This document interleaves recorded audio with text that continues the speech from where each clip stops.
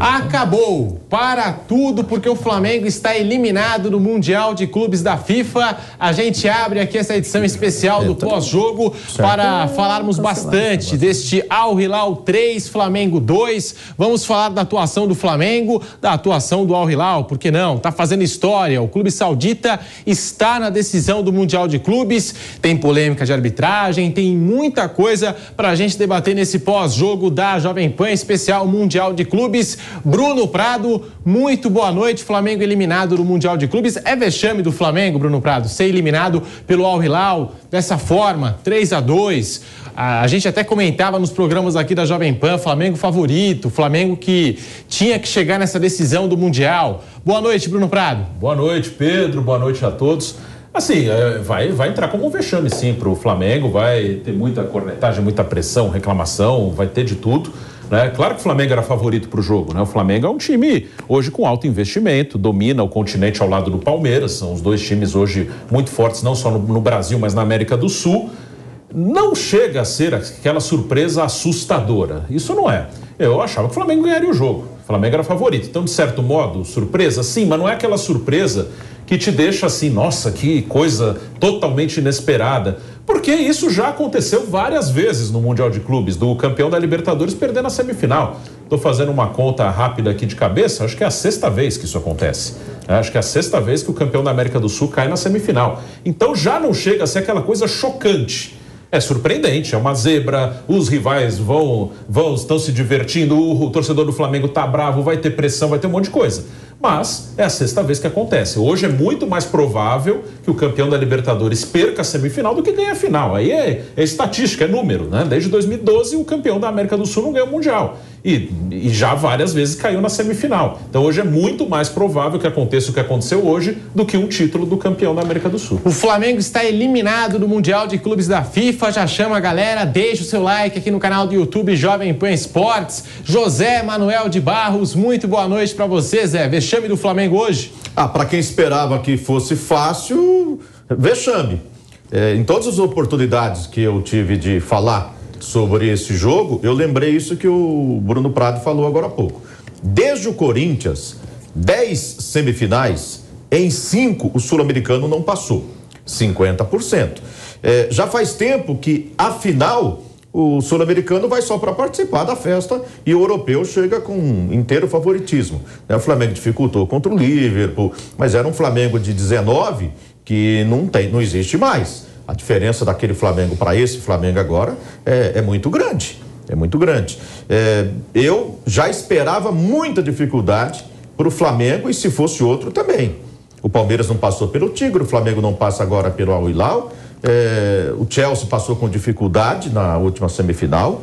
Ou seja, são jogos difíceis de semifinal. Então, assim, é vexame. É nessa ótica de que o time brasileiro vai para lá para jogar a final, achando que não tem semifinal, que é molezinha, que vai passar. Mas é uma análise equivocada. A realidade é completamente diferente e na minha opinião, eu não colocaria como vexame, porque eu já esperava jogo duro e via como grande a possibilidade do Flamengo não chegar à final, não passar semifinalista. E aí a gente pode, durante o programa, buscar a motivação para isso. O Flamengo não se preparou devidamente para as decisões nesse começo de ano, nem para a Supercopa contra o Palmeiras, muito menos para o Mundial, e não está preparado também para a final da Recopa. Mudança de treinador, voltou, teve as férias normais, não voltou antes para se preparar melhor. Enfim, você vê o time fisicamente ali, eu vi o Ayrton Lucas correndo uma barbaridade, mas você vê vários jogadores despreparados. Então, para mim, resultado normal, cara, pela realidade atual do Mundial, Eu não coloquei o Flamengo como grande favorito contra o Al Hilal e por isso eu tenho muita tranquilidade de dizer, não estou surpreso não. Bora pro Rio de Janeiro, vamos conversar com ele, Rodrigo Viga. Muito boa noite, eu quero a sua opinião desse jogo. E aí, vexame do Flamengo hoje, Viga, boa noite. Essa passada de mão aqui no cabelo não é à toa, porque a cabeça tá fervendo, embora esteja chovendo, dando uma amenizada, viu, Pedro? Boa noite para você, pro Zé Manuel, pro Bruno, pro nosso ouvinte espectador internauta da Jovem Pan.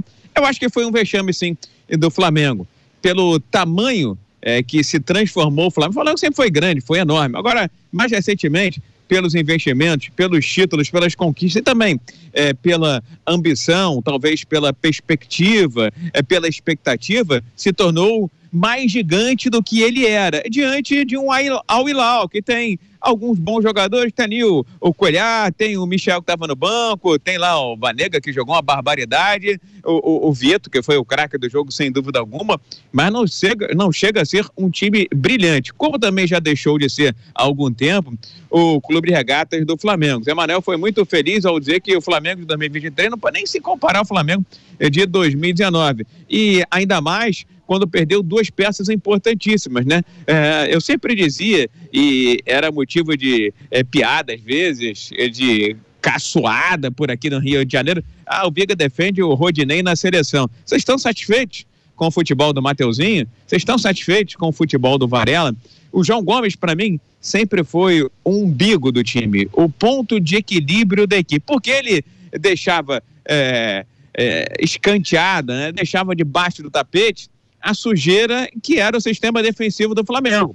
Então, ele compensava a incapacidade de marcar de alguns jogadores que são vocacionados a atuar para frente, a jogar no comando de ataque, em direção ao gol adversário. Estou falando de Arrascaeta, de Everton Ribeiro, de Gabigol, do próprio Pedro. Então, ele era uma espécie de compensação, uma balança para equilibrar o time do Flamengo. Sem o João Gomes, que era o umbigo do time, o ponto de equilíbrio, e sem o Rodinei, que era uma das principais válvulas de escape do time pela direita, o Flamengo se enfraqueceu, se fragilizou. Isso sem falar que é um time mais envelhecido, não é o Flamengo de 2019, e não é a mesma equipe que jogou em 2019. E para completar, eu sempre gosto de dar uma janela de oportunidade para o técnico entrante, aquele que está chegando.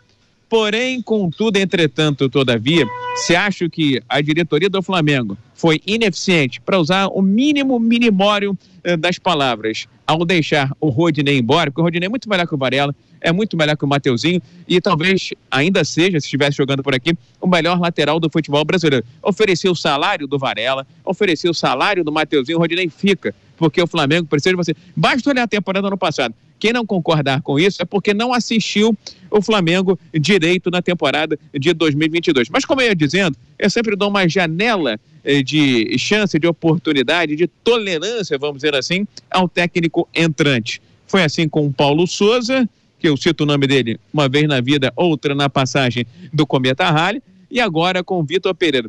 Ô Vitor Pereira, meu amigo, preste atenção, não dá para jogar sem Everton Ribeiro e Arrascaeta. Sem um ou sem outro já fica difícil. Sem os dois, você tornou a missão do Flamengo ainda mais difícil, ainda muito mais complicada. E um detalhe, Romeno para apitar um jogo de semifinal de Mundial é exagero, é excesso, é capricho da senhora FIFA. Vai apitar lá no Castelo do Drácula, porque ele nitidamente teve influência no resultado final da partida. O jogo estava parelho, 1-1, o pênalti do Gerson é interpretativo, é discutível, mas ele marca o pênalti e expulsa o Gerson. A partir dali foi um show de horrores, a começar pelo técnico Vitor Pereira, que vai ter que dar muitas explicações sobre as suas opções. Eu prefiro o Arrascaeta com febre, com um pé dentro do CTI,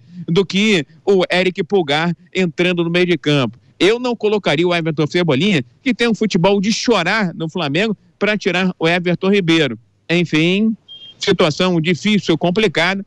Parabéns ao Al Hilal, calou a minha boca, queimou a minha língua, mas eu achava assim o Flamengo favorito, e tinha que achar o Flamengo favorito pelo investimento, pelo tamanho, pela expectativa e pelo gigantismo que se transformou o Flamengo ao longo dos últimos anos. Agora, rapaz, não adianta chorar o leite derramado. Fisicamente, é um time que deixa muito a desejar. Sem o João Gomes, agora estão definitivamente escancaradas as deficiências físicas do Flamengo. Isso já ficou muito claro na derrota para o Palmeiras e nessa muito mais dolorida, eu diria que um dos dias mais doloridos da história do torcedor do Flamengo. Aqui está passando um com a camisa do Flamengo, uma derrota para o Al Hilal.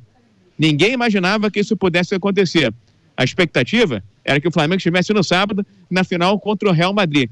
Dessa forma, desse jeito, com problemas nas escolhas feitas pela diretoria, com erros grosseiros do técnico Vitor Pereira, com alguns jogadores andando em campo. Gabriel Barbosa foi uma figura quase que... Eu sou sempre defensor do Gabigol, uma figura decorativa em campo. O próprio Arrascaeta mal não pode ser substituído para a entrada do Éric Pulgar. A opção por Everton Cebolinha, enfim, foi um show de horrores que se transformou em tragédia, vexame, qualquer coisa do gênero. Esse é o sentimento do torcedor do Flamengo nesse momento aqui no Rio de Janeiro, rapaziada.